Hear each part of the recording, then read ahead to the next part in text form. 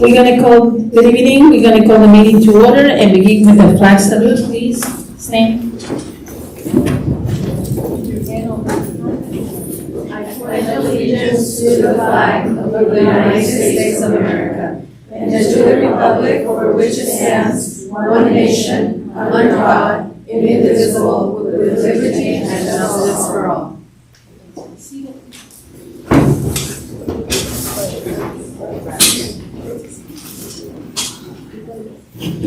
Hola, buenas tardes, gracias por acompañarnos. Si alguien ocupa traducción, favor de mirar a la señorita Ramírez al fondo del salón. Gracias. Adoption of the regular agenda. Do we have a motion to adopt the regular agenda? Motion to adopt. Second. Motion by Ms. San Pablo, second by Ms. Dr. Ruiz. Are there any comments or discussions from the board? Roll call, Ms. Bruno? Aye. Ms. Gomez? So here, sorry. No, it's not here. No está aquí. Ms. San Pablo? Aye. Dr. Ruiz? Motion passes 4-0. Presentation, item 4.1, Larson Elementary School, Ms. Jimenez. Welcome. Thank you.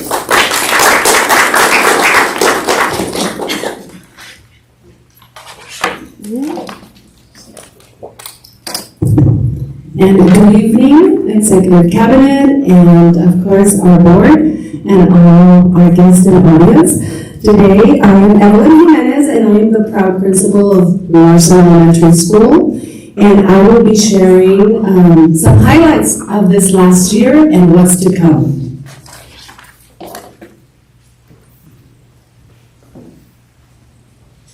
Dave? So of course, we're going to start with our CAS results from 2025 for this year. We are going to look at our scale score range when this decides to move. Is the battery? Which way do you want me to point? You? Okay, we got this. So we're going to be reviewing, of course, our for English Language Arts scale score ranges. The area that we want to target is highlighted in the red box. And of course, those are the score range that are standard met and exceed standard. So we can see for grades 3, 4, and 5, what is the target that we are trying to meet. This graph shows the different subgroups starting with 3rd, 4th, and 5th grade. From the spring of 23, 24, and 25, we can see the progression of each grade level, how they've moved, and you can see that in some, for example, in 3rd grade, the variance, that plus and minus, is right next to the total. That's how they reported it. We see that some of our students, like they decreased for a little bit and then they increased again. 4th grade, again, you can see that they increased spring of 24, but yet now they decreased in the spring of 25. 5th grade, 24, 43, you can see again the variances as we see them by grade level. However, it's really interesting if we look on the diagonal. So if you look at the 3rd grade group and you see them the following spring in 4th grade, you can see how they are increasing on a slant. And I have a separate slide to show you on that one.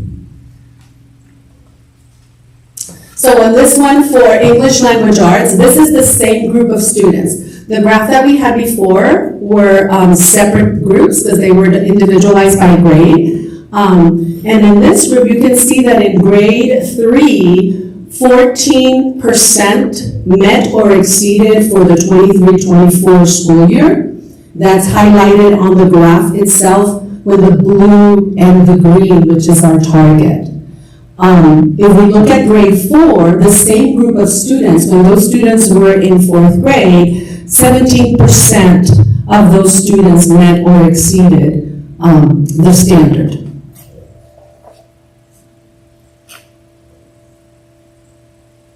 For English Language Arts, the group in 4th grade for 23-24, 26% met or exceeded. And then that same group of students in 5th grade, 35% met or exceeded. So that was a really, really happy time for us. And I wanted to say that this year, that year for 23-24, where we saw that jump, was when part of our staff was GLAD trained. And then 24-25, our entire staff was SEALed trained. So we can see that even for language arts, and we hope that, those were our superstars because they made that progress that made us really, really proud. Okay.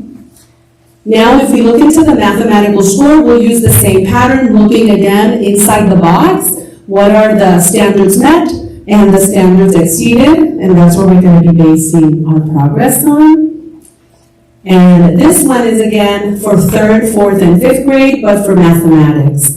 And in the mathematics, we can see the progression from 2022 to 25. And just like in language arts, we see that in math, we have ups and we have downs depending on the variances. And when we look at the path, we can see in the other graph, we will be able to notice what the progress is specifically for standards met and standards exceeding.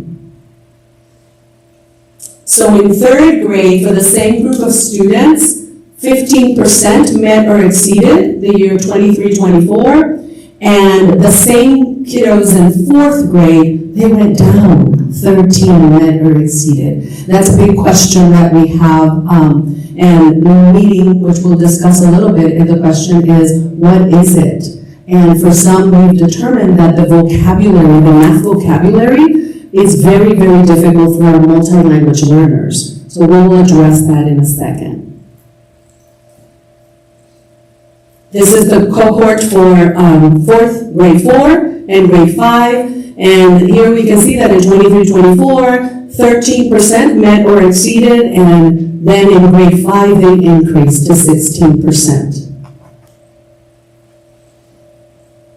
So now with our MTSS, we know that we've looked at all the data. We've been working closely with our MTSS team, and we are just doing through the multi-tiered support system to find different ways for us to support the whole child.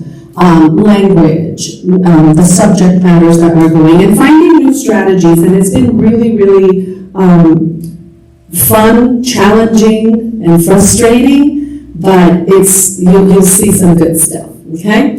So one of the things that we found in our MTSS teams is that with our leadership teams, we are working together to make sure that we continue to be data-driven so that we can create that target goal for our English language arts and for math and SEL.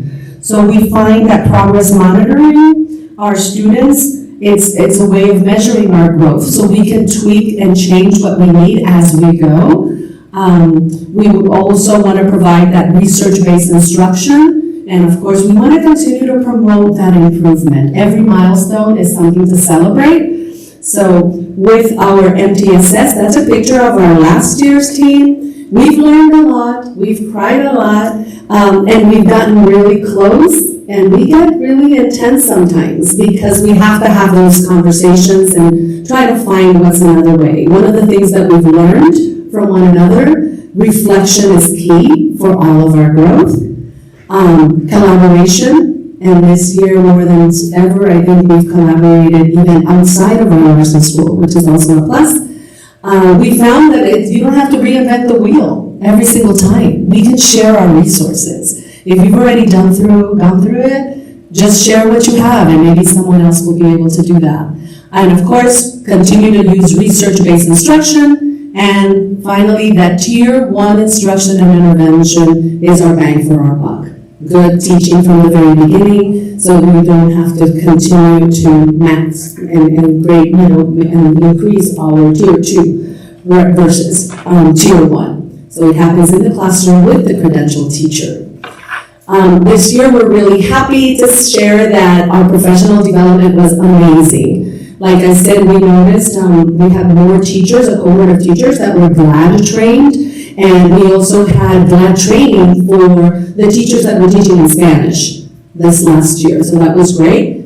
And then SEAL was a school-wide and we had our sister school. So if you see the picture on the top, we would meet at Sunkist for our professional development. And it was not only our Larson teachers, but we were working together with our sister school, Sunkist. So us sharing the bilingual program, the DLI program that we're both teetering and transition and continue to grow with. It was really, really great. The teachers really loved having that group, have someone else. We sat together at the meetings, which was really nice because then all the ideas within the grade levels were flowing naturally as we were just doing the training.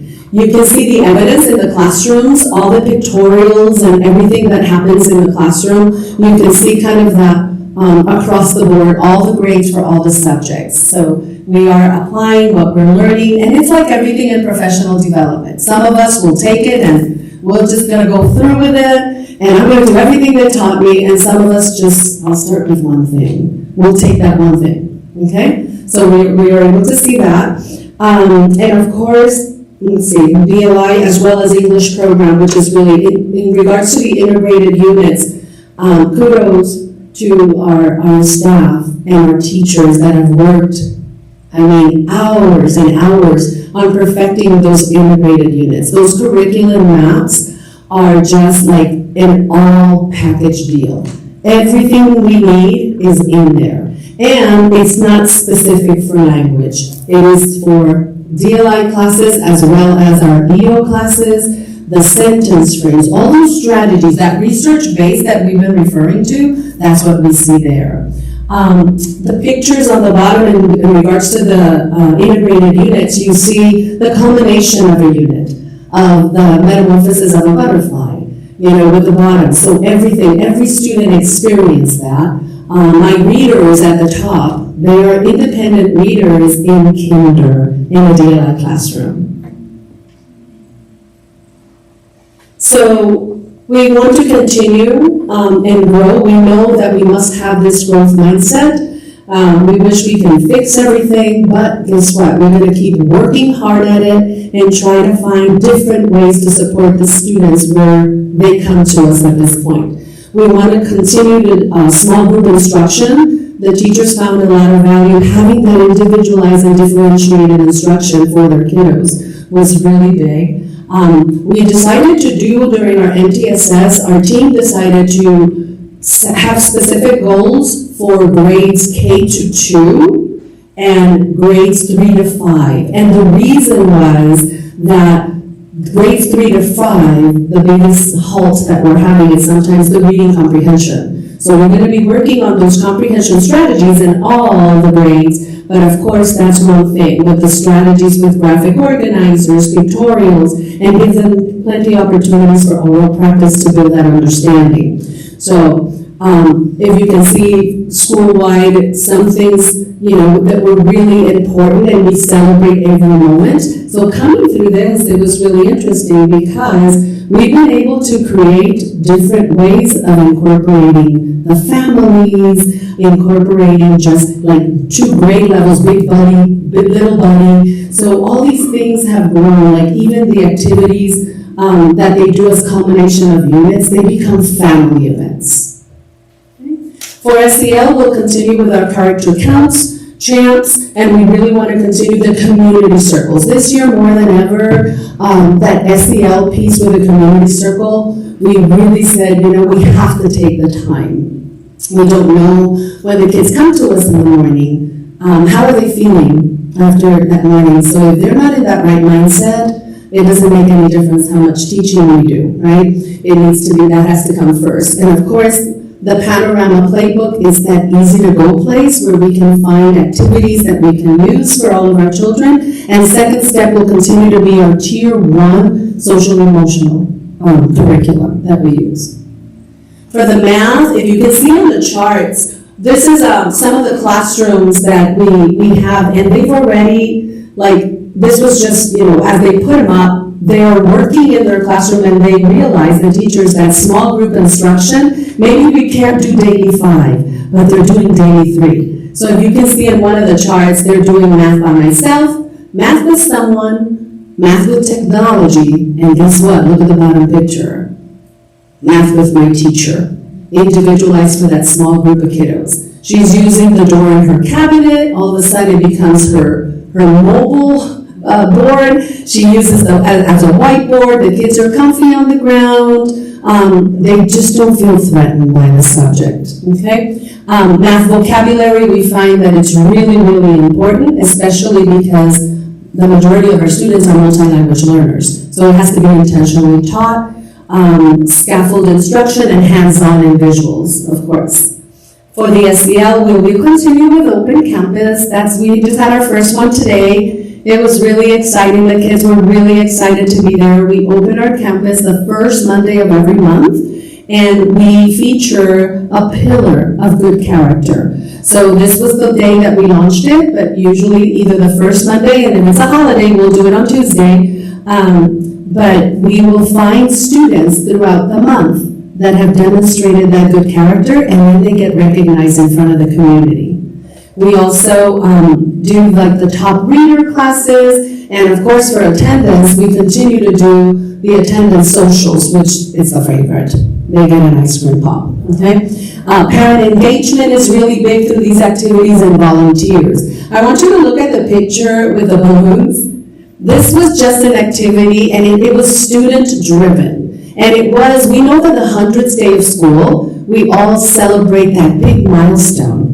And then the kids said, why don't we do it anymore? We only did that when we were in kinder, and in first grade we did centers, and we counted and did necklaces. So of course, we said, okay, we want to do it, let's do it. So all of a sudden, they were doing factorization and figure out how many different ways can we get to 100. The parents came and blew up hundreds of balloons for every assembly. And then they were getting into, well, we need so many reds, so many yellows so that they get. Some of them have stickers. And so it became a really big thing, which really was just so meaningful. So everyone played with those balloons. We had assemblies for every grade level, and it was math oriented.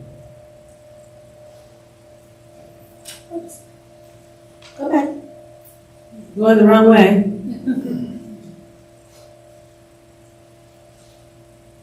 Okay, so one of the things that we really changed, and I think it really helped us, was our data meetings. Data meetings, you know that when we meet either as a grade level or we meet as a whole, so what we did was we started having our grade level meetings all together. So by having the grade level meetings, you can sit with your grade level. However, we would start to meet in the cafeteria with all our support staff as well. So we have the MLST, we have the RSP, we have the speech and language. So as we're looking at this data and we're looking at ways how to analyze it for our students, we have all the support there. And sometimes we were able to support one another from one grade to another. So the grade below you or the grade above you. So that's something that we want to continue that practice. Circle of Friends, we started Circle of Friends. This is our second year. The first year, Circle of Friends is an integration program. We do have 3 SDC classes at our campus, and we wanted to try something to bring them in. So for the Circle of Friends, we started the first year with just 5th grade, because we were trying to, see how we were going to do this, how the kids wanted to go into it. And last year we did 4th and 5th, and this year we're hoping we could start with 3, 4, 5. Okay? It was really cute at the beginning of the year. We had a sibling from Blackstock that was part of the Circle of Friends, and the little one takes something out of his pocket. So at the end, we gave them a little heart, like the story, the kissing hand right here. So we thought it would be cute to give them something that they can take with them when they went to Blackstock and they didn't have that many friends. So he said, Ms. Jimenez, guess what? Look, I still have my heart. I'm like, oh my gosh, how did it go over there? And he goes, it was great. I found my heart partner. So they were able to, so they had that comfort. Oh yeah, we're besties, we're buddies. So reading celebrations, we did favorite characters or favorite titles. So just trying to do a lot more different things out of the classroom as well as inside the classroom so that the students are motivated and the families are motivated as well. The Roadrunners Nest continues to thrive, is that place where it's led by our counselor. We give them passes and they will go one day of the week during the recess time. So they have their dining time and then after it's during lunch, during the lunch, they can decide if they want to go play, or they go to the Roadrunners Nest and have a place where they can play a game, or do some Play-Doh or something with some other students that are not necessarily in their class, as well as the lunch bunch. The lunch bunch is in the library, so same thing. The library is open for our kiddos, and sometimes the recess it's really hectic. So maybe it's not for everyone at that time every single day, so now they have a choice. They can go to the library, they go to lunch bunch, they pick a book, they grab a bean bag, or they might just want to sit and just chit-chat with someone, okay? And of course our attendance socials that I shared that we do for our ice cream. And this is our third year of DLI implementation. We're really proud to see our progression. In 23 and 2024, we started with 2 kinder classes and 2 first grade classes. 24-25, we added 1 TK and our 2 second grades. And this year, we started our 2 third grade classes. Looking forward to next year to our 4th grade 50-50.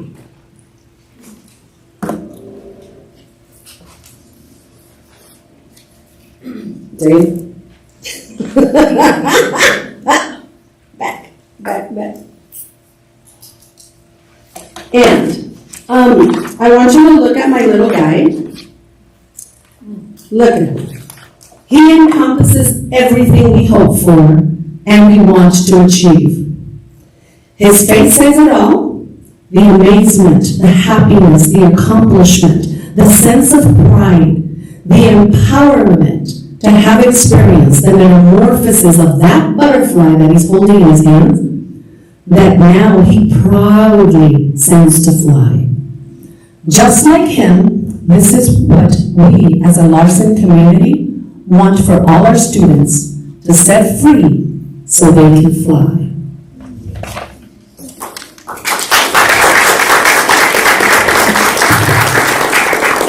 Thank you for listening. Any questions for me?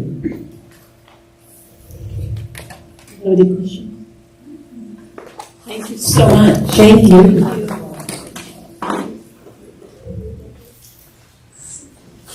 Item 4.2, Blackstock Cares Committee, Mrs. Hunter and Stewart. Good evening, Dr. Walker, board members, executive cabinet, community members, fellow HESD employees, staff, and students, and community members. Thank you for being here tonight.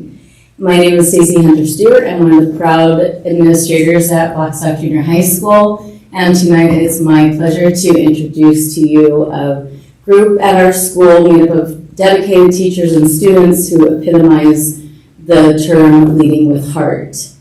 I challenge you not to make an audible ah or sigh or wow as they present their vision and their service projects with you tonight. So without further ado, I'd like to present to you Blackstock Cares.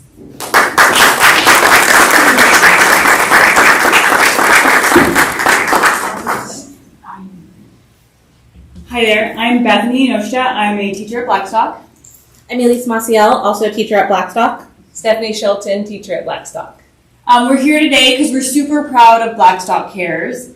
We're asking for the board to recognize something that some amazing young humans have done for our community. And it started just in our campus, but it's rippled through Port Wainini and the Oxnard Plain. So these lovely faces, and a few of them are here, inspired, they created, and they were the foundational directors of Blackstock Cares.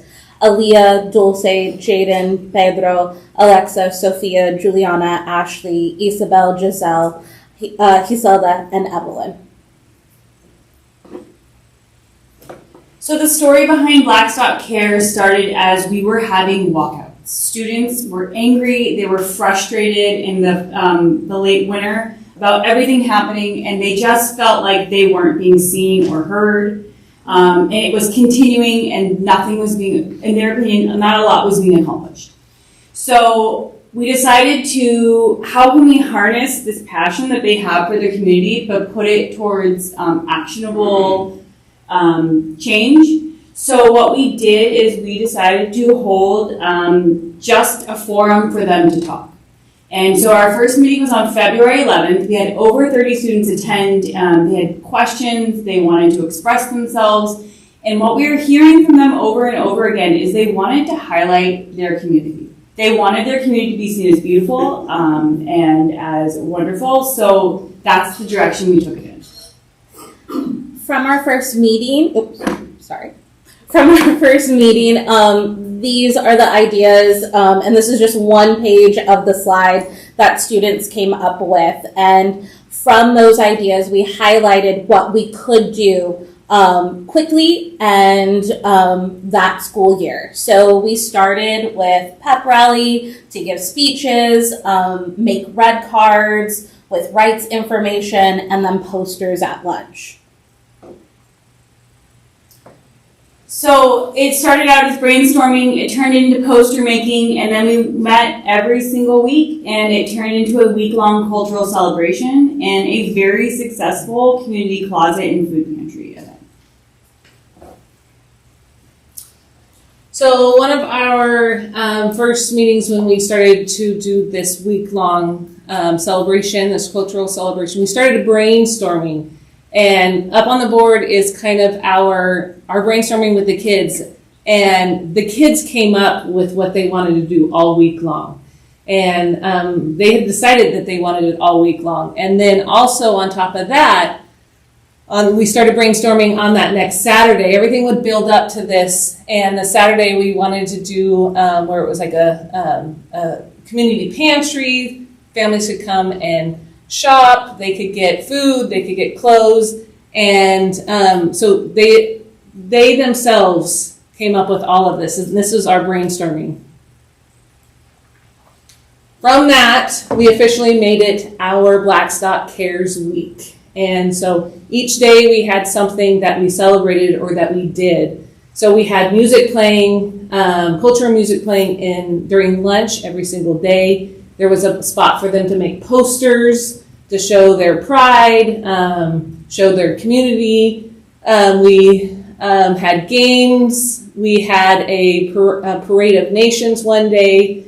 And all of this was leading up to our Saturday event for our community families. This is a picture of our Saturday event. Our families and teachers came through. It was amazing. The amount of clothes that were donated, food, everything. It almost looks like a little bit of a hot mess in the clothes, but that's how much stuff we had. It was fabulous. And we had tons of people show up, and that amount of clothes was dwindled down to almost nothing. Like a box or two. Yeah.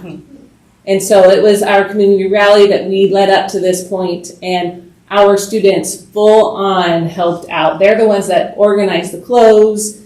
They helped the families as they came in, gave out bags, and kind of guided them what they needed to do. So unfortunately, our 8th graders had to leave us. We still miss them. And over the summer, on July 10th, we saw immigration enforcement pick up in our community in a very dramatic way. As teachers, we just couldn't watch as this community was impacted like that, knowing the beautiful things that had happened in May with these kids had created. So we decided to embody their spirit and keep it going. So we decided to talk to district administration, community organizers, admin at Blackstock, colleagues, family members, and friends, and brainstorm what could we do to keep this spirit of Blackstock Cares going that these kids have created. So the actions that we took, we started to spread the word at our own site, Blackstock, but also within our families and friends. And then we tried to get the word out to other schools within our district. We coordinated with our social worker teams at Williams, Haycox, and Hathaway, which they were amazing and such a big help. We also coordinated with our MLSTs, Angie Fulmer and Susana Reyes, and those two teams really helped us identify the families and their specific needs so that we can get them the help and mutual aid. Two particular teachers opened their homes as points of drop-off and collection. This lovely person opened her home for us to organize and really just multiple rooms where we were organizing one Saturday and getting those mutual aid packages to over 50 of our families. So it continued with, we were able to partner with friends and field workers. We couldn't store and keep it all, so things like food goods we were able to pass on, household items, supplies, hygiene items, we were able to pass on to friends and field workers. Again, we share a lot of families. We assisted other Wainini school sites in creating community care closets or getting them started. We were able to provide aid to families outside of our school, and we have reached out to multiple of our elementary schools as well. We have been able to, we have resource storage to hold our non-food items. We're continuing to fill and create a caring closet and a pantry at our school. And we're also very generously given short-term storage by the California Strawberry Festival for a lot of our surplus goods that we could store. Teachers' homes still have things in them in case we get a call from a counselor or an administrator from another site or our own site. Hey, we need size 5 diapers. I've got that. And we'll get it to them within a day or two. So this is someone's home, and this is just one of 2 rooms that were completely filled. It goes out into her backyard, and this was before the official organization, but it was just overflowing. And mind you, all of this was collected by word of mouth. There was nothing radio or anything. It was phone calls, it was text, it was emails. All of our schools at our district just working together, which was fabulous. And it wasn't just local. We had friends and family from across the country and, quite frankly, across the world sending money so that we could go pick up because they felt that they needed to help.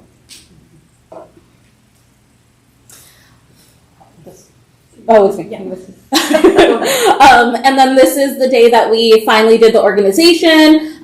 We had our social workers there and their team from the county helping, and they had their list of what everyone needed. And so we had 3 vans full. We also had a truck full, and we still had more left over.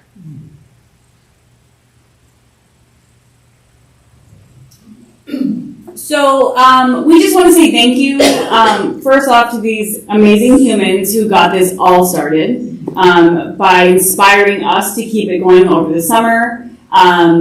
Miss Audrey Ontiveros and her family, Greg Barini, Deborah Dominguez, Kim Nava, Susana Reyes, Stephanie Rivera, Stephanie Shelton, Ginger Thompson, Courtney Wilson, Angie Fulmer, our county partners, Kenya, Madi, Amber, Daisy, and Priscilla.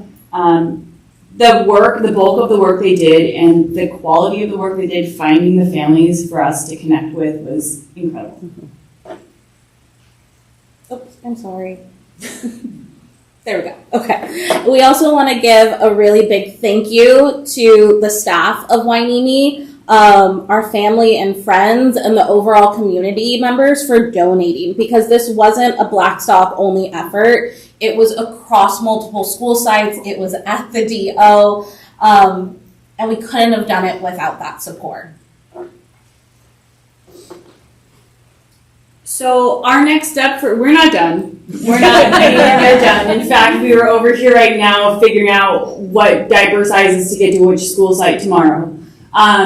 We want to honor these founding members, and we would hope the board can help us do this because what they have done is created so much positivity in their community. I don't know how to put that into words, what they've done. We want to establish permanent care closets, Panther Pantry, where families can obtain mutual aid with dignity. And we're looking forward to a fall community closet event as well as fundraising to help continue this these efforts in providing mutual aid for not only Blackstock, but the district. So lastly, in conclusion, we ask that you recognize these humans and the others that are not able to be here today for their inspiring community work that has continued to grow and continue to serve their community. Thank you. Thank you.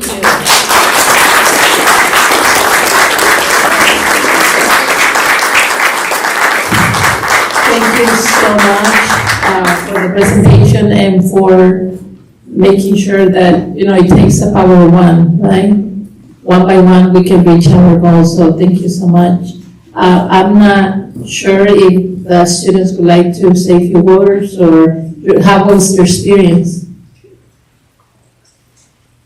You don't have to. You want to go for it?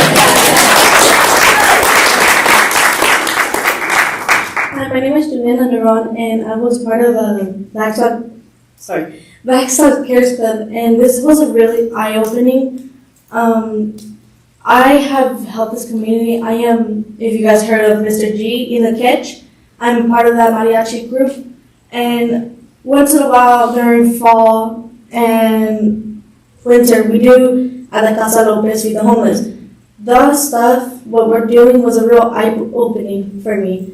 And I am a CI, and I have joined a club called P Club. Basically, it's community service. But these beautiful teachers over here help me open my eyes, because this is a real eye-opening. I love helping my community, helping people in need, and I love protesting too. But it was very academic. But at the same time, being in school and learning how to protest in here without ruining my grades was actually helpful. So this year, hopefully they could do a lot, and I'd love to volunteer to help out Blackstock Cares Club. Thank you.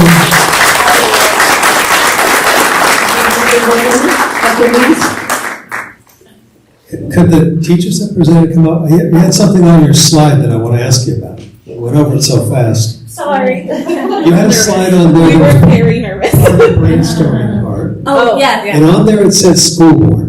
So I want to know what you want from the school board, being as you had it on the list. I think we emailed the school board to let them know we were doing the community closet event. Oh, the kids. Yes. Go back, it was a handwritten. Right. There it is. Yeah. Right there. So it says school board near the bottom before news. Yeah. I think it was an email that a student sent out to the school board to let them know what was happening. So all of the communications with the district and the school board, the students wrote.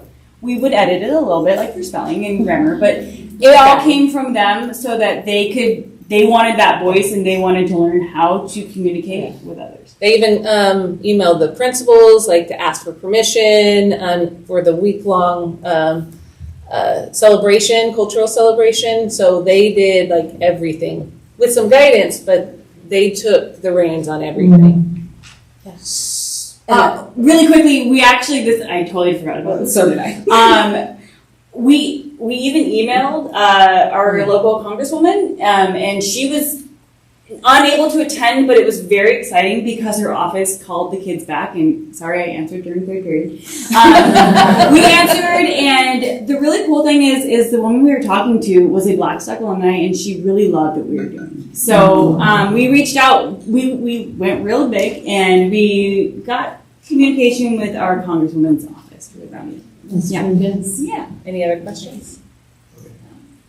I have a comment before we go on. So before we move on, I want to thank all of you. So I had the opportunity to meet with Bethany and Elise during the summer, and they were, kind of sharing with me some of the ideas that they want to do with Blackstock Cares. And as you know, during the summer, most of our admin aren't working in July. They had some dates they were interested in doing that happened to be right when we were doing our admin retreat. And so we had a conversation about, we support what you are doing, but there's not a lot of staff here during the summer. In addition, there were challenges of, the web program happening at Blackstock, getting our facilities ready for the summer. And they really had the attitude of, not letting anything be a barrier, right? Like they just kind of worked through it and made this happen. So just thank all three of you, and as well as all of the other people that were part of Blackstock Cares for really kind of spreading the word. You created such an important resource for all of our community. It certainly made us proud, and so really appreciate what you've done. In terms of recognizing the students, I know you asked for board recognition. Did you have something in mind with that? Something to put on their fridge, maybe a certificate. So maybe we could do certificates. So if you want to provide us with the names of those students, and then we can either bring them back to another meeting and present it at that meeting, or we can talk about that another time how we want to do it. But I do want to thank you because you've all been very humble about the work that they really did. Really, they shared, starting with when we were kind of facing all of the student walkouts and how to support especially our junior high communities during that time. So you all provided so much leadership during that and so much support. So thank you for what you've done. Yeah. Thank you.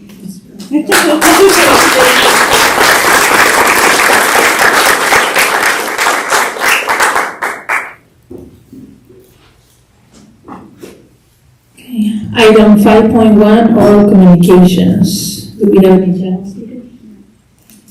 Okay, next, CSEA, Mr. Ayala, welcome. Hello, everyone. With CSA right now, we have surveyed our members for our successor year, got some feedback on it. I was able to meet my e-board for the first time this school year, and tomorrow we're having our first labor management meeting tomorrow. And our first chapter meeting will be September 17th at 5 p.m. at Parkview. Thank you. Thank you. Next, HEA, Mr. Gomez, welcome. Good evening. Like we were just here not too long ago, right? Yeah. We are still heading into back to school. So we have 3 this week, Tuesday and Thursday. I think Williams tomorrow, and we have, I think, halfway of each on Thursday soon enough.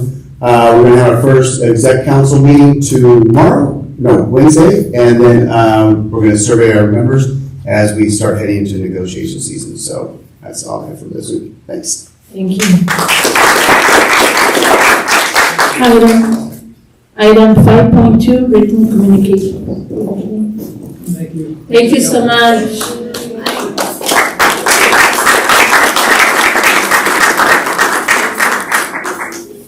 Approval of board minutes. Item 6.1, approval of the minutes of the regular meeting of August 25, 2025. Do we have a motion to approve?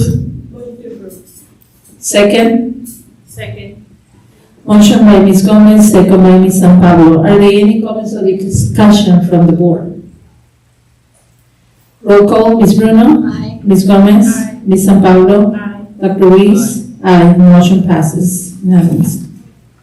Adoption of the consent agenda. Are there any requests from the board, staff, or audience to remove an item or transfer it from the consent agenda to the action agenda? Yep. Do we have a motion to adopt the consent agenda? I'll move to adopt.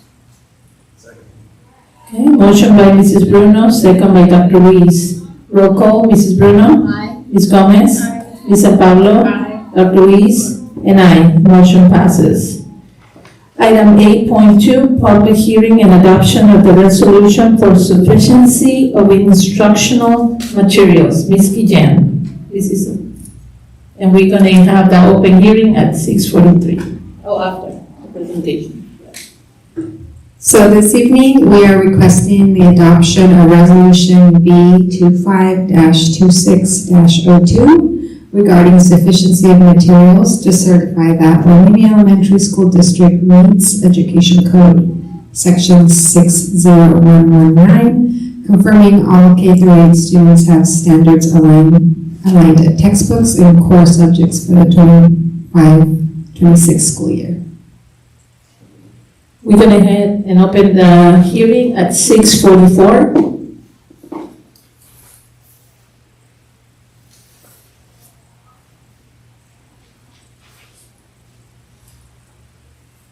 Closing hearing at 6:44. Do we have a motion to adopt the resolution? I'll move to adopt the resolution and also to direct the superintendent to retain the resolution in the file. Second? I'll second. Motion by Mrs. Bruno, second by Ms. Gomez. Are there any comments from the audience? Are there any comments or discussion from the board? Roll call, Ms. Bruno? Aye. Ms. Gomez? Aye. Ms. San Paulo? Aye. Dr. Ruiz? And I. Motion passes. Item 8.2, approval of expanded learning opportunities program plan for 2025-28 and evaluation of ELOP program for 2024-25. Ms. Alba. Welcome. Good evening, everyone.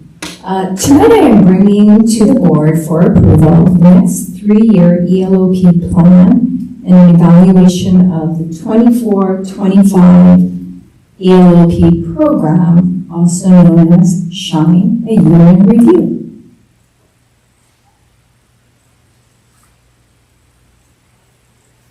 Dave, I'm hoping I don't mess this up. Okay. Ed Code 46120 defines in a broadest stroke the intent of the program. HESD has created an expanded learning day program with these components in mind: pupil-centered, results-driven, community partners, and complementing but not replicating the learning activities in the regular school day and school year.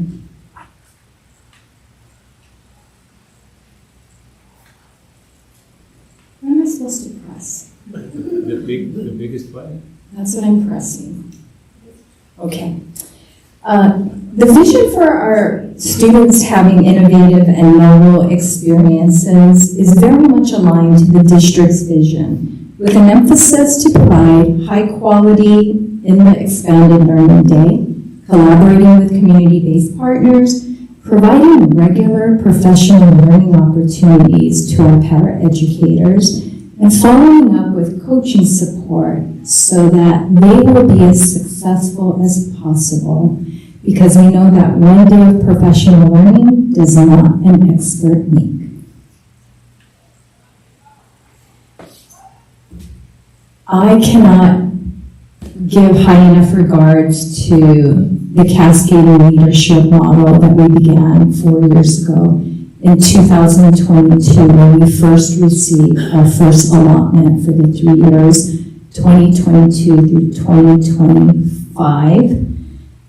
We have been able to, in 4 years, provide to our students and families an incredible after-school program because of the cascading leadership that occurs, where we have a full-time program specialist at each of our 11 schools, in addition to our part-time site coordinators, and our partnerships with Oxnard City Corps, Catalyst Kids, the VGC, and our enrichment providers.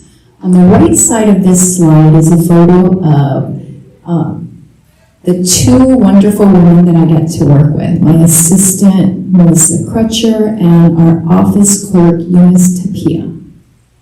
They are key to the success of the program that our students and families get to experience each day.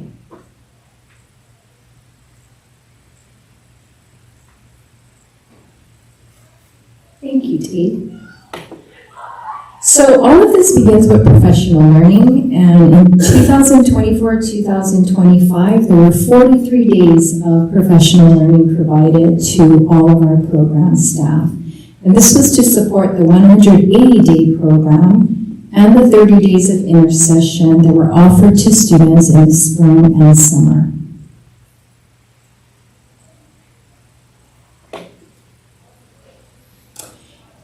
Speaking of intercessions, this slide shows that a 9-hour program day is what the summer programs look like now. And for our incoming TK and K students at 9 elementary schools, 105 families requested enrollment, 57 attended those 30 days. And then in the 20-day summer program for our incoming grades 1 through 6, we had students attending from Hathaway, Haycox, Larson, and Williams. 341 families requested and 271 attended. And then for our spring camp in 2025, you can see again the 7 schools that were invited and the enrollment and the actual attendance over that 10-day spring camp.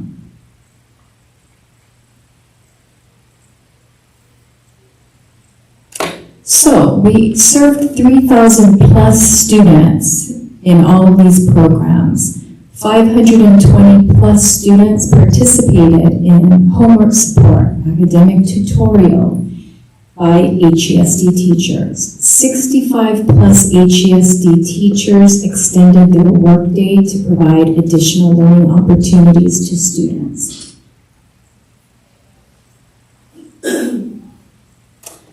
And now we jump into the ELOP program plan in terms of the 12 quality standards that come out of this guide from the California Department of Education. We focus on 6 point of service standards. They are safe and supportive environments, active and engaged learning, skill building, youth voice and leadership, healthy choices and behaviors, and diversity, access, and equity.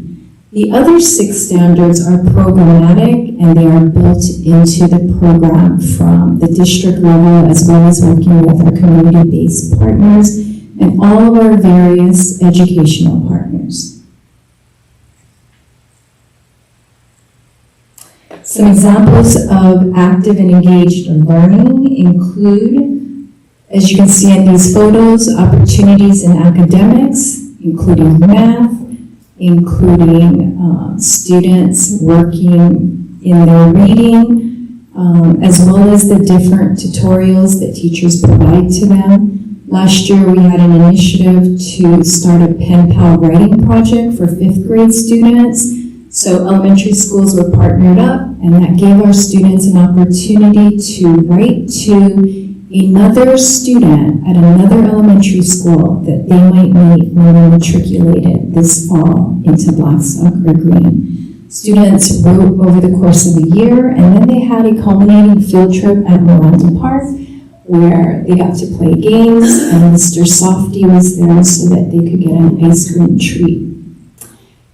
Enrichment, we have so many different opportunities. This is just a photo of students learning how to play chess during the spring or summer program last year. And then there are sports. So this is a picture of Blackstock's team winning the intramural pickleball game last year.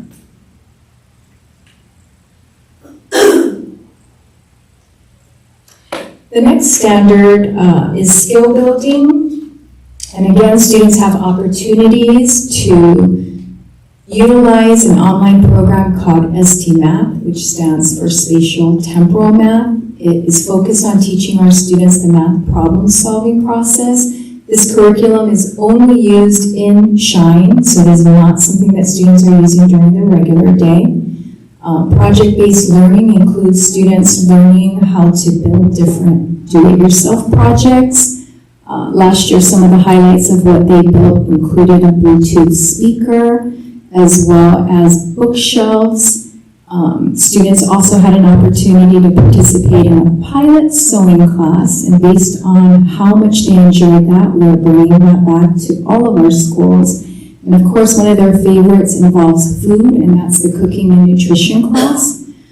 Our performing arts program has expanded over the years. In fact, this afternoon I spoke with Billy Xylophone, our junior high live theater or school musical instructor, and we were talking about how improved and how much the students are ready for live theater after having 3 years already at the elementary. So schools like Sunkist, Parkview, Wanini, and Bard, this is year 4 for them. For Beach, it is their 3rd year, and for the other 4 schools, Larson, Williams, Hathaway, and Haycox, this is year 3 for them. So we continue to be proud of the poise, the confidence, and just all the skills our students are learning with regards to language and acquisition of language in the performing arts. And finally, item number 4 there has to do with our sports teams. We're fortunate to have a program specialist that works with the Oxnard City League so that our students can participate in sports in the fall, winter, and spring. And this was an outside vendor we brought in last spring where students got to learn archery. So that was a new sport for our students to learn. Did we jump over one? Yeah, I think I was trying to help you there. Thank you. Let's go to Youth Voice and Leadership, slide 12. All right. So all school teams focus on the California Department of Education standard of Youth Voice and Leadership. And here you can see one of our students leading the collaborative meeting last year at Sunkist School. This has been in place for 17 years in our expanded learning day program. And so, again, you can see the connection between our students feeling really comfortable about speaking in front of many different groups of adults. On the right side, we even have first graders who are comfortable leading performances, and so they get to use their voice and to share their knowledge and their experience. Our next standard is healthy choices and behaviors. Thanks. Our partnership with Ventura County Public Health provides assemblies to teach students about healthy food and beverage choices, along with structured daily physical movement activities, sports teams, SEL activities, and cooking and nutrition classes. This is a photo of Haycox School actually receiving a certificate by the California Department of Public Health at their school last spring because of the improvement that students had made in their physical activity. Are you good passing the next one? Thanks. Point of Service 6 is diversity, access, and equity. And all students in SHINE get an opportunity to use their own voice to choose from a variety of diverse enrichment classes, professional learning on culturally responsive instruction that recognizes each student brings to the learning community a wealth of lived experiences, as well as assets that they are deeply rooted in their language and culture. And community-based partners strive to recruit staff with cultural backgrounds similar to student participants. So we have many students that are in SHINE, and we're seeing more that are actually students with IEPs. They receive services either in RSP for speech and language, and even in our SDC classrooms.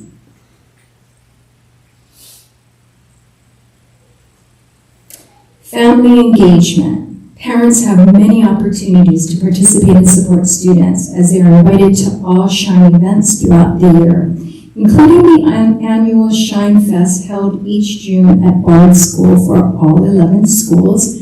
You'll see that our very own board member, Ms. Bexy, is in the center there playing a large Jenga game with, I believe it was her nephew that she was playing with that morning. All right, embedded in the SHINE Expanded Learning Day program is the continuous quality improvement cycle. So the way that we're able to continually provide a great program to our students and families is using this cycle where we assess the program quality. Based on that, we are planning and reviewing and then looking at how can we improve it for the current year after the mid-year survey results come out in spring each year, and then taking a look at it again in fall to implement what those improvements may look like. And so now we begin with our qualitative data. And this shows you where the students perceive themselves in terms of their growth last year. And they took this survey in February of 2025. The criteria at the top will be the same for the students, the parents, the teachers, and the SHINE staff. And in the area of student growth, they are looking at their growth in reading, in math, in English language development, completing homework, better decision-making, social and emotional learning, creativity, collaboration, communication, critical thinking, and active listening and leadership skills. For our students, they felt their largest growth was in math, completing homework, and making better decisions. Next slide, please, Dave. For our parents, they felt that their students made the largest growth in the areas of creativity, social and emotional learning, and a tie between collaboration and communication skills. For our teachers' survey results, they perceived their students in SHINE to make the largest growth in communication, collaboration, social emotional learning, and mathematics. And for the SHINE team, they perceived students to have made the most growth in collaboration skills, completing homework, and communication. We saw some similarities in terms of parents, SHINE staff, and teachers finding that students made the greatest growth in collaboration. And so that was really interesting to see. Teachers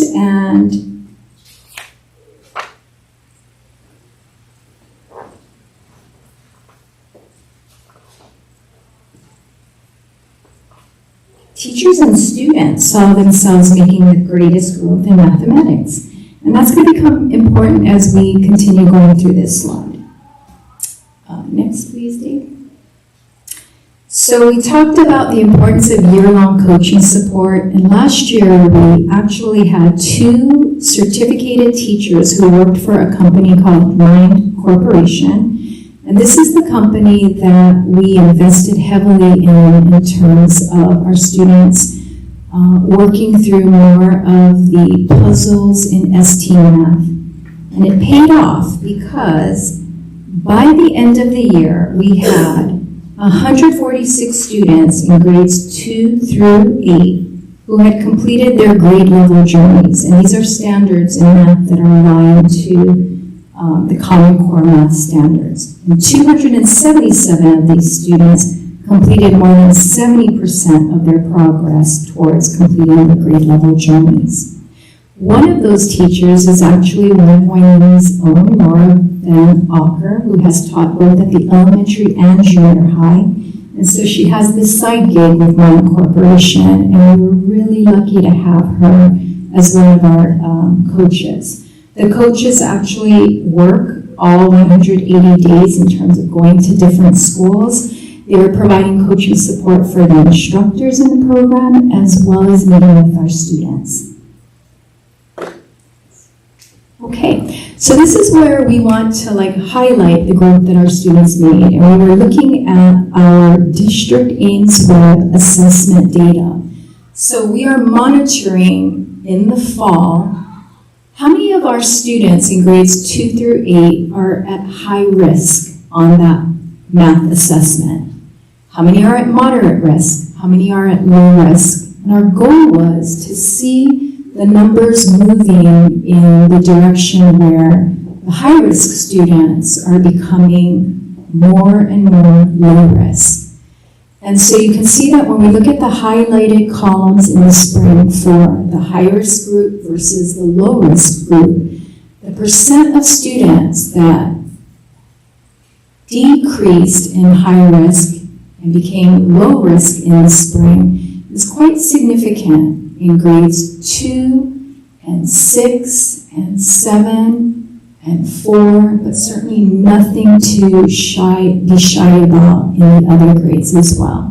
And so this was our investment in the mathematics area, as a district, when we looked at our expanded learning day program, because this is also the content area other than science in grades, is it 5 and 8 now where we administer the science test? Yes. Thank you. So this was the greatest, the area that we knew, we could impact. We believed we could impact. And so this is one of those data tables to validate that growth by our students. Dave, can you go to the next slide? Thanks. All right, so we were also looking at our CASP math results. This is not scaled scores because we have 11 schools, and so what we are looking at is where are the students in terms of falling in the categories or levels for CASP of not meeting, nearly met, or meeting or exceeding. In terms of looking at scaled scores, that's being done by school site. And so this is our benchmark, because this also aligns to our students who are receiving ST Math instruction after school as well as regular day.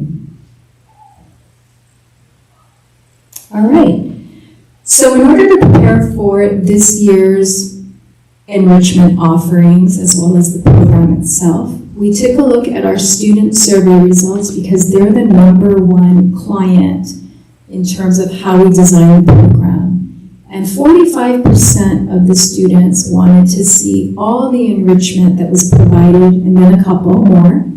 The next highest preferred activity, of course, is sports to them. And then rounding out at the bottom are 5% academic and 5% other activities like more field trips, movies, improved snack options. And for our parents and teachers, as you can imagine, what do you guys think the #1, well, not unsurprising, enrichment and sports were also very much appreciated by parents and teachers. But their percentage for academic was more at 15% versus 5%.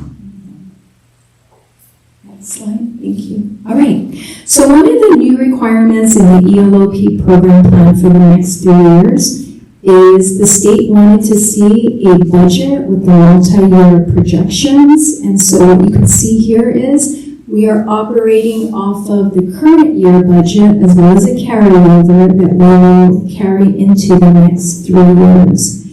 And so included in this on row number 2, which is the salaries and benefits, is a new requirement about utilizing ELOP funds to assist with ADA in terms of recapturing the ADA from the regular day absences. So we will begin with the July 1st through June 30th calendar year, meaning any intersessions that are taught by credentialed teachers, we will be able to capture that attendance.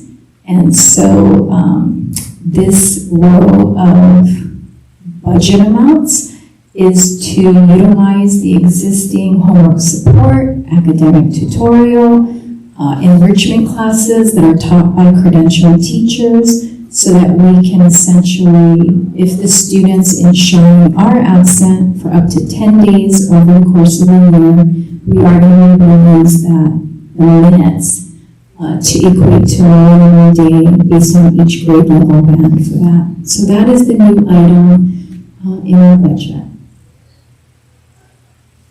All right, priorities for our next strategic plan this year, again, coming straight out of all of our survey results in the spring. We will continue our cascading leadership model as we see staff leave and go on to other positions in the County Office of Education, as well as the City of Oxnard.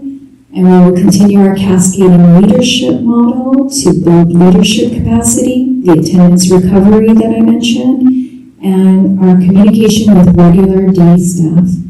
The new academic and enrichment classes that students would like to see include a book club, a math club, folklorical dance at all of the schools, sewing, choir, we piloted in the summer program, and then more field trips.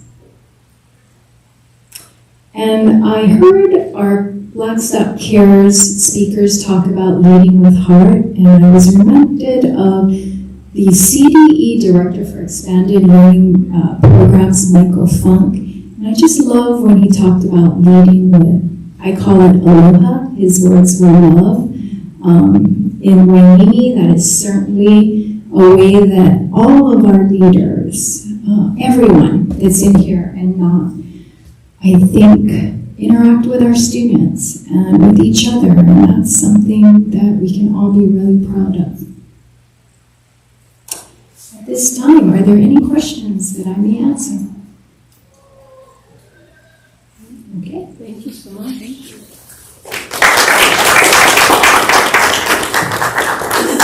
Do we have a motion to approve? Motion to approve. Second. Motion by Ms. San Pablo, second by Ms. Gomez. Are there any comments from the audience? Are there any comments or discussion from the board? Roll call. Ms. Bruno? Aye. Ms. Gomez? Aye. Ms. San Pablo? Aye. Dr. Ruiz? Aye. Motion passes. Item 9.1, 2024-2025, unaudited actuals reports. Ms. Marshall. Okay, so good evening, governing board members. So this evening, I'm going to present the 24-25 unaudited actuals financial report as of June 30th, 2025.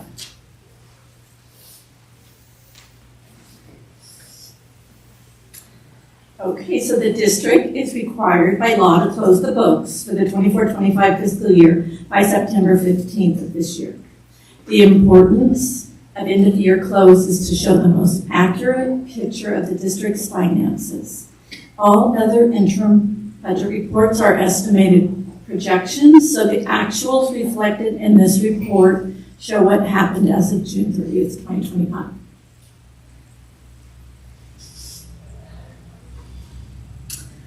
So this sheet shows the estimated versus the actuals, and I want to remind you that the estimated is a second interim, and that's January 31st of 2025. So we will begin with the comparison of estimated versus actual revenue. And as you can see, the LCFF, the federal, and the state sources were a little bit lower than estimated, but our local revenue increased due to interest revenue and the Medi-Cal backcasting revenue. So the overall estimated ending fund balance of total revenue was up 1.5 million, and that's a variance of less than 1% from estimated. So on the expense side, our actuals are lower than the budgeted amounts, with a variance of approximately 5%. So the certificated and classified salaries saw an increase as negotiations were not settled as of second interim, and that did not include the 1% on schedule and the 2% off schedule. So there was an increase in those lines. Books and supplies and services and other, the variance is that they're mainly due to the fact that the restricted funds are deferred until actually expensed. And these funds are carried forward and will be budgeted in the 25-26 first interim report that we will bring in December. So here's a general fund summary by unrestricted and restricted, showing our ending fund balance of $52,742,298. The general fund ending fund balance reflects an increase in expenditures for professional services and sub-agreements. That was the biggest change. It also shows that we deficit spent of $6.3 million. So this slide shows what makes up our ending fund balance, including our reserves for revolving cash, stores, and the 3% required reserve. And then our funds are assigned for future projects and our one-time restricted funds. So there's a dollar amount next to each. And it all adds up to the $52,742,298. So this is a snapshot of our other funds, where you can see the beginning balances on the top row and the ending balances on the bottom row. And all funds had a decrease to their ending fund balance, except for the bond interest and redemption fund, which showed an increase of funds mainly due to the interest revenues. You can see the cafeteria had a very slight deficiency, almost non-existent in the budget of over $7 million. The bond building, of course, we had a lot of projects, so that was expected to go down. Our capital facilities, which I will talk about in a little bit, we didn't have as much revenue come in. And then our school facilities, that is slowly trickling down. And so that's it for this slide. So if you have any questions, now's the time. And thank you so much. Does the board have any questions? No? Thank you so much. There's one more. Oh, sorry. It's okay. So looking ahead at the start of school, enrollment and staffing in place, the budget projections will be updated at first interim. And we will take the first interim budget, like I said, in December. And it's recommended that the governing board approves the 24-25 unaudited actuals financial report. Thank you. Motion by Dr. Ruiz, Second. second by Ms. Bruno. Are there any comments from the audience? Are there any comments or discussion from the board? Roll call, Ms. Bruno, Aye. Ms. Gomez, Aye. Ms. San Pablo, Aye. Dr. Ruiz, and I. Motion passes. Item 9.2, resolution for adopting the 2024-25 actual and 2025-26 estimated gain. Limit, Ms. Marshall. Yes. The GAM limit is a requirement for agency receiving state funding to report year-to-year spending. It was designed to be a part of a calculation to link growth and tax-funded government allocations. However, the majority of school districts, ours included, are at their allowable limit. So it is recommended that the governing board approve and adopt Resolution B25-26-03 for the 2024-25 actuals and the 2025-26 estimated GAM limit calculations. Do we have a motion to approve and adopt? So moved. Second. Motion by Mrs. Bruno, second by Ms. Gomez. Are there any comments from the audience? Are there any comments or discussion from the board? Roll call, Mrs. Bruno. Aye. Mrs. Gomez. Aye. Ms. San Pablo. Aye. Dr. Ruiz, and I. Motion passes. Item 9.3, 2024-25 Capital Facilities Fund Annual Financial Report. Ms. Marshall. Dave, could you click on that one and show like the second page?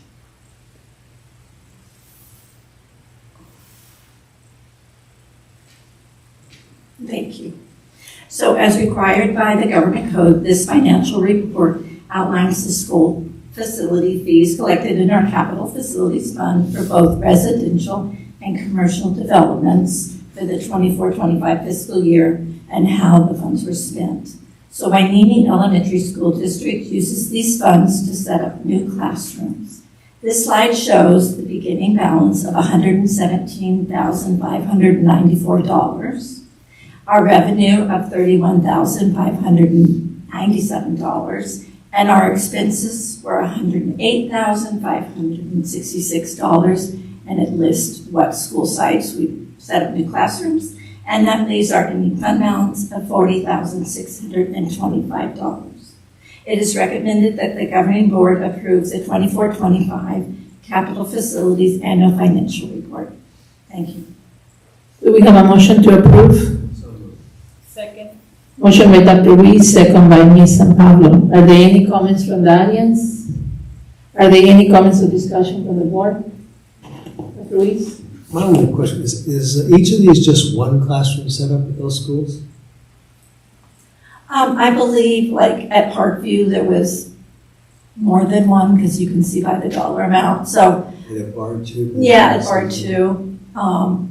So it is expensive to set up a whole new classroom. I just didn't know if there were different numbers or if the same. Okay. Well, some of it was the expansion of the TK programs. We did have a TK grant that expired last year, so not all of the funds, That was the other question I had, is why we're starting new classrooms when we have fewer students. Yeah. So that one is. So, yes. Thank you. Are there any comments from the audience? Any comments or discussion from the board? Roll call, Mrs. Bruno? Aye. Ms. Gomez? Aye. Ms. San Pablo? Aye. Dr. Ruiz? Motion passes. Item 10.1, thank you, Ms. Marshall. Item 10.1.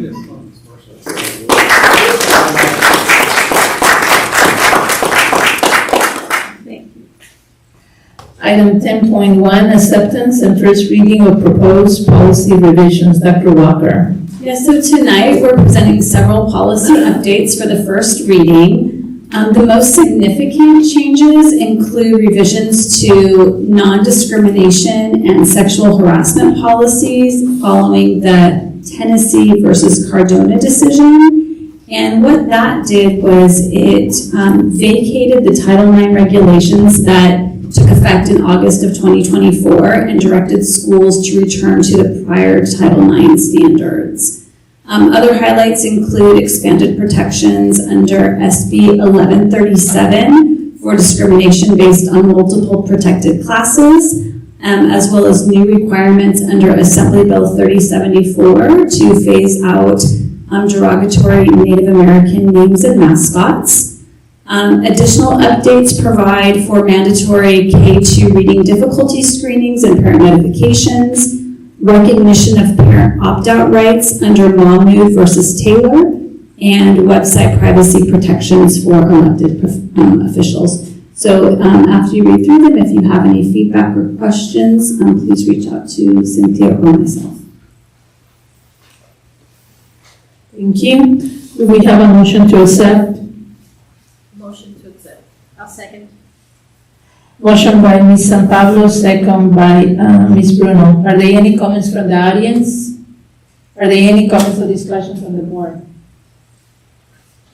Roll call, Mrs. Bruno? Aye. Ms. Gomez? Aye. Ms. San Pablo? Aye. Dr. Ruiz? Aye. Motion passes.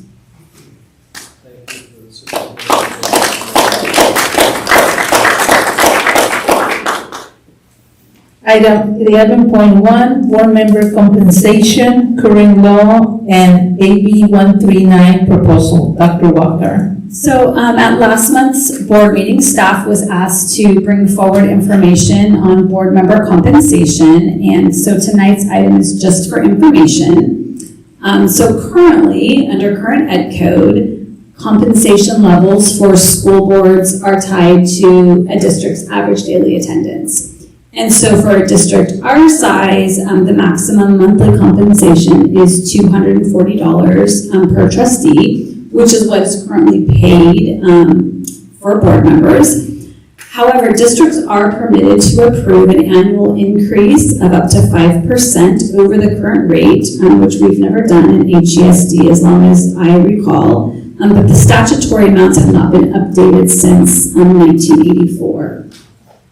So Assembly Bill 1390 would modernize the compensation levels.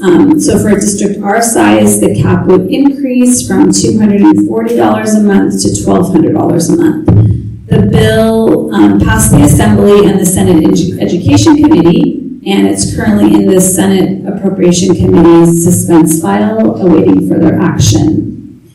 So at this point, the board has a few options. You could decide to take no action you decide just not to do anything, not take any action at a later meeting.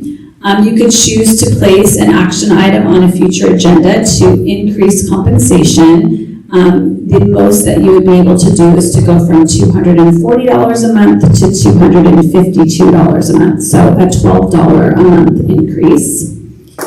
You could decide to wait and see if AB 1390 passes and revisit board compensation if the bill becomes a law. Or, of course, you could do both. You could take the $12 adjustment now and leave the door to revisit if AB 1390 is enacted. So, as I mentioned, this is information only, no action is required, but if there is anything further that you would like staff to do, let me know. Well, nothing I would like staff to do. I'd like to just tell my other board members, if we would like this to be passed, we need to talk to our legislators. Write them letters, send them an email, whatever. Just try. I had a question about the 5% per year increase. Is that retroactive? Because 240 was the amount? Yes. 240 in 1984. That worked today, just Probably not very much at all. Yeah. So I don't know. It can be retroactive. My understanding is it's every year. You could do it by the 5%. If you read it per year, it would be 5 times 41. I would have to get back to you on that question. Yeah. I'd like to know that. It says you can increase it by 5% per year, and it hasn't been modified since 1984. And that would be even a higher percentage than the $1,200. So my understanding is that you can only do 5% each year going forward. So that's my understanding. But I will check it, yes. And also, did you say what year it was voted for this district? I don't know. I don't know what year. What I do know is that I know that it hasn't changed since at least 2010. I know that it hasn't changed since 1990. There you go. Which isn't too long after 1984. Number of years if it could be retroactive. Okay, thank you. All right. Thank you, Dr. Walker. Okay, item 12.1, trustee reports. Mrs. Bruno. Yes, I attended Wainimi Elementary's back to school night. It was really well attended. I thought a lot of people had a lot of tables set up, a lot of information for the families. The book fair was amazing. It was done by a volunteer, and she did an exceptional job. That's it. Thank you. Ms. Gomez. I also attended Wainimi's back to school night, and I always loved going back to my elementary school. When I was younger, when I was a student, I felt like it would take me 45 minutes to go to across campus, and there I go, and I'm with my stroller car walking, and I finished in 40 minutes.